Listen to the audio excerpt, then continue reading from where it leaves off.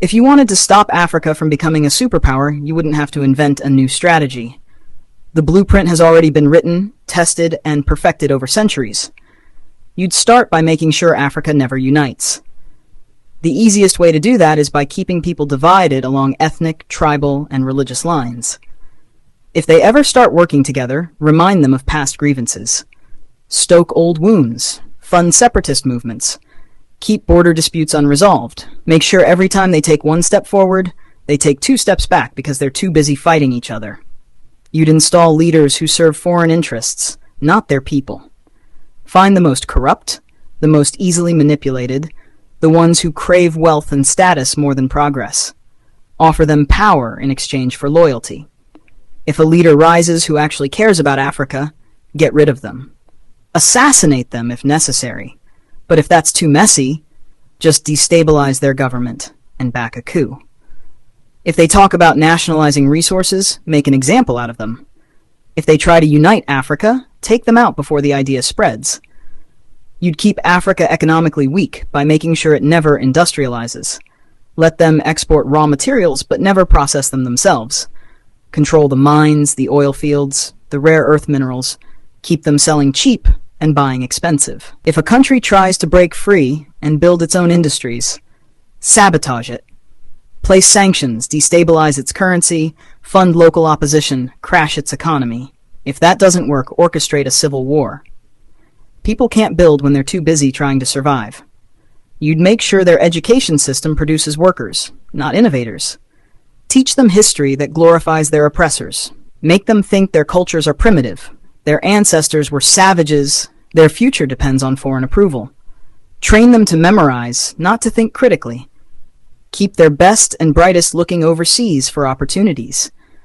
Make them dream of escaping Africa rather than fixing it. Offer scholarships that take their top minds to the West and never encourage them to return.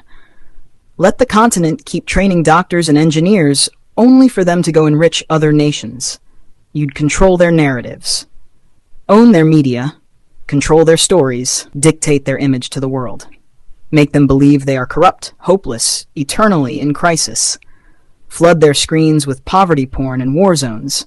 Show them charity ads that make them believe they are helpless without foreign aid. Downplay their successes. Twist their victories into isolated incidents. If an African country develops a groundbreaking innovation, credit a foreign investor. If an African leader implements a successful policy, frame it as an anomaly rather than proof of competence. You'd make sure they remain dependent. Drown them in debt. Offer loans with impossible conditions. Force them to privatize everything so foreign corporations own their water, their electricity, their land. When they struggle, give them just enough aid to keep them alive, but never enough to make them self-sufficient. Use charities to create a culture of reliance rather than resilience. Make them think foreign intervention is necessary, that they can't solve their own problems, that they always need help from the outside. You'd suppress their military strength. Keep their armies weak, their defense industries non-existent. Sell them weapons to fight each other, but never let them develop high-tech military technology. If a country tries to build a strong defense system, accuse them of being a threat to stability. Make sure they always need foreign peacekeepers, foreign military bases, foreign advisors controlling their security. Keep them vulnerable to invasion, coups, and foreign interference. The formula is simple. Divide, corrupt, exploit, miseducate, control. Keep them fighting each other. Keep them looking outside for solutions. Keep them poor, dependent, insecure. Make sure every attempt to break free is met with resistance so strong that the next generation thinks twice before trying again. This isn't a theory. It's history. The real question isn't how to stop Africa from becoming a superpower. It's how Africa can break the cycle despite every effort to keep it down.